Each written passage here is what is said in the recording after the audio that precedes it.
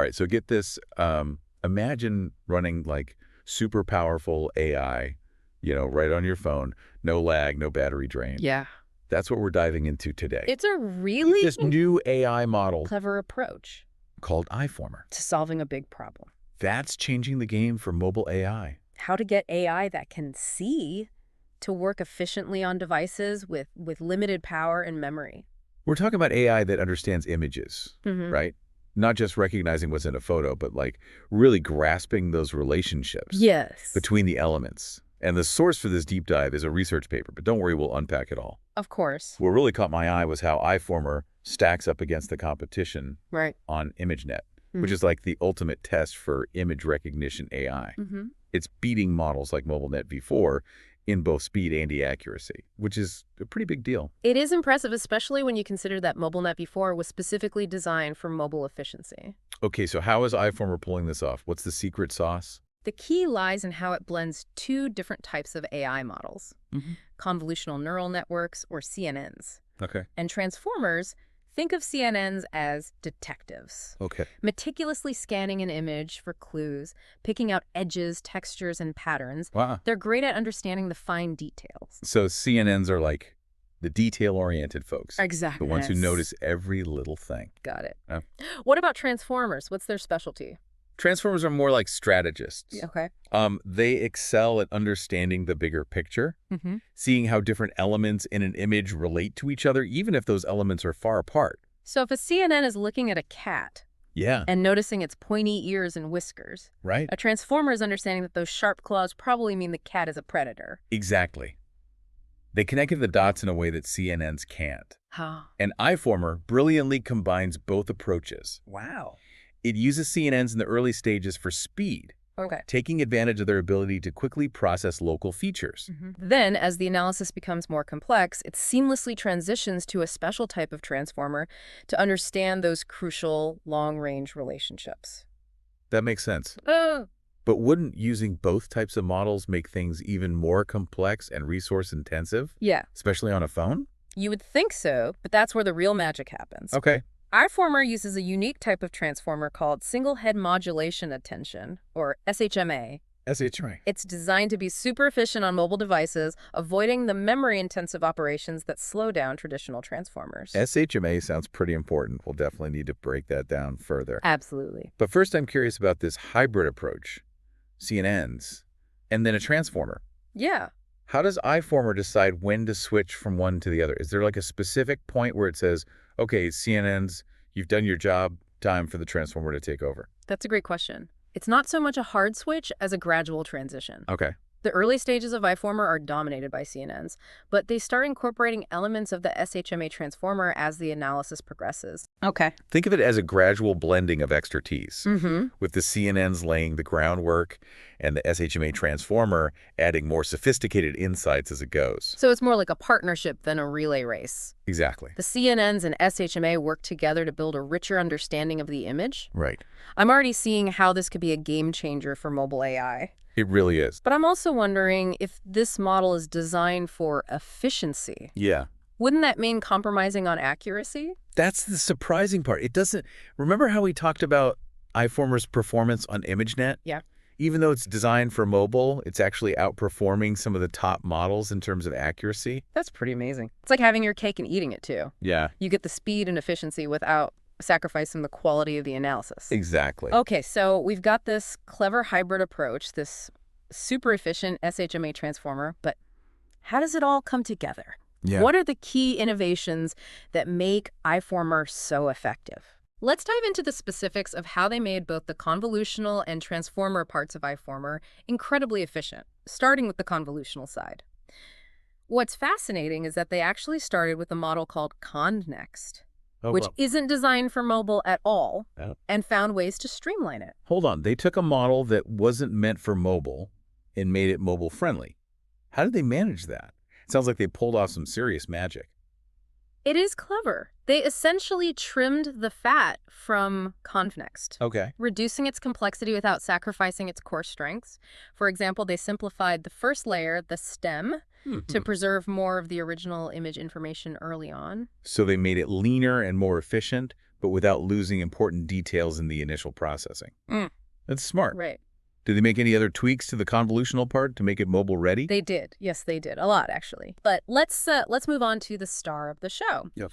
SHMA, this special type of transformer that's designed to run smoothly on mobile. Okay, SHMA. What makes it so different from the traditional kind of transformers? It all boils down to efficiency. Traditional transformers rely on something called multi-head attention, which is like having multiple experts analyze an image Okay. from different perspectives Yeah. and then combine their insights. That sounds pretty powerful. It is. But also, like, it would take a lot of processing power. Exactly. It's great for accuracy, but not so great for efficiency, especially on mobile devices.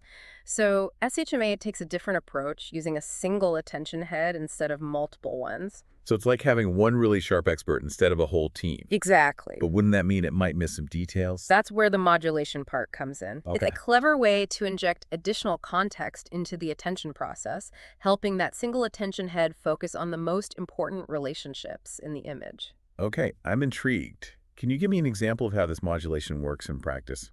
Imagine you're looking at a picture of a dog playing fetch. A traditional transformer might use multiple attention heads to analyze the dog's fur, the ball, the background, and so on. SHMA, with its single attention head, would use modulation to focus on the key relationship, the dog and the ball.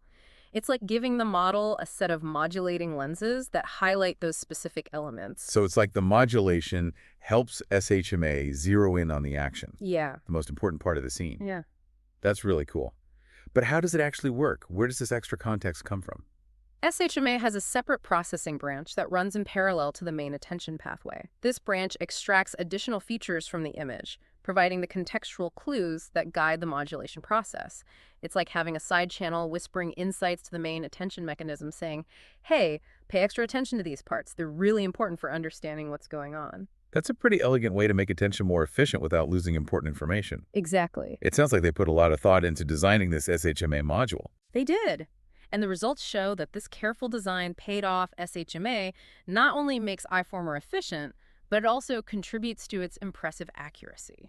We talked about how they streamlined the convolutional side, but did they do anything similar to the SHMA side as they scaled up the model? Yes, they made some tweaks as they scaled up iFormer to create the larger iFormer H model. Okay. For example, they adjusted the expansion ratio in the feed-forward networks within SHMA. These networks process the outputs of the attention mechanism, and reducing their expansion ratio helps to keep things efficient. So even within SHMA, they were looking for ways to balance performance and efficiency. Absolutely. They really squeezed every ounce of performance out of this model, didn't They did. And remember, it's not just about image classification. They tested iFormer on more complex tasks like object detection and semantic segmentation. Okay. And it performed incredibly well there, too. What do those tasks even involve? Object detection is about locating specific objects in an image, like identifying all the cars in a street scene. Semantic segmentation goes a step further, labeling each pixel in an image with its corresponding category. For example, it could tell you which pixels belong to the road, the sky, the buildings, and so on. So it's not just recognizing a cat. Right. It's knowing exactly where the cat is in the picture and what's around it. That's pretty Yeah. impressive, especially considering it's doing all this on a mobile device. Yeah, it really is. But we've been focusing on the efficiency part of this model. Mm. What about the accuracy side of things? How do they ensure iFormer didn't just run fast, but also produce reliable results? That's a great point. Efficiency without accuracy isn't very useful. They didn't just focus on making iFormer fast, they also made some clever design choices to preserve its ability to learn and generalize. Okay, tell me more about that. What do they do to boost its learning capabilities? One interesting thing they did was revisit the type of normalization used in the model ConvNext. Like many transformers, uses something called layer normalization, which can be computationally expensive. They decided to switch to batch normalization instead. Why would they switch? Yeah. What's the advantage of that? Well, batch normalization can actually be merged with other operations during the process of the AI making decisions, which speeds things up significantly. So it's a 2-for-1 deal. Exactly. You get better performance and you save on processing power. Clever. It sounds like they really thought about every little detail. They did. And it's not just about individual components. They also looked at how the different parts of iFormer work together, especially as they scaled it up. Right, we talked about how they created a larger version, iFormer H. What were some of the challenges in scaling up the model while still keeping it efficient? Well, scaling up any AI model usually means more complexity and more computational demands, but they realize that different stages of the model have different needs. Okay. The early stages, which process higher resolution images, need more memory, Huh. while the later stages dealing with more abstract features need more processing power. So it's a balancing act. You have to make sure the model has enough resources where it needs them most. Yeah. How did they approach this challenge? They got strategic about how they allocated resources. In the early stages, they reduced the number of convolutional blocks, which are computationally heavy, to Hmm. free up memory. Then, in the later stages, they increased the number of transformer blocks to take advantage of their ability to extract complex relationships. So it's like they shifted resources around to where they were needed most. Give Exactly. the early stages some breathing room, and then empower the later stages to really dig into those complex features. It's amazing how much thought went into optimizing this model. It really highlights the ingenuity of the researchers. And remember, all of this was done with the goal of creating AI that could run efficiently on mobile devices. And they succeeded.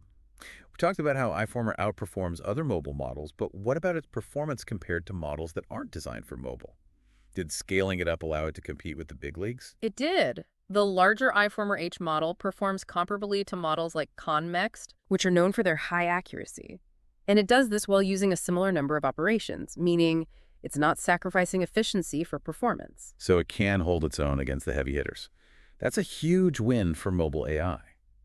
It's exciting to think about what this means for the future of AI on our phones and other devices. Absolutely. Imagine a world where your phone can run AI models that are just as powerful as those running on massive servers. Yeah. But without draining your battery, that's the potential iFormer unlocks. We've covered a lot of ground in this deep dive. From understanding the core innovations of iFormer, its hybrid architecture, and the remarkable SHMA module, to exploring how the researchers optimize every aspect of the model for both efficiency and accuracy, it's clear that iFormer is a major leap forward for mobile AI. It's a testament to what's possible when you combine clever design, meticulous optimization, and a deep understanding of the challenges of mobile computing. iFormer has set a new standard for mobile AI, and it's exciting to think about what other breakthroughs it might inspire. It really makes you wonder what the future holds. If iFormer can achieve this much with the limited resources of a mobile device, imagine the possibilities when applied to more powerful hardware or used to tackle even more complex problems. It's a future I'm definitely excited to see unfold. As am I. The world of AI is constantly evolving, and iFormer has shown us that even in the face of constraints, innovation can thrive. Who knows what incredible advancements await us just around the corner? Well, that's it for our deep dive into iFormer. I hope you found this exploration as fascinating as we did. And remember, the next time you use an app on your phone that seems just a little bit smarter, a little bit more responsive, there's a good chance AI, like iFormer, is working behind the scenes making it all possible. Keep exploring, keep learning, and who knows? Maybe you'll be the one to unlock the next breakthrough in AI. Until next time.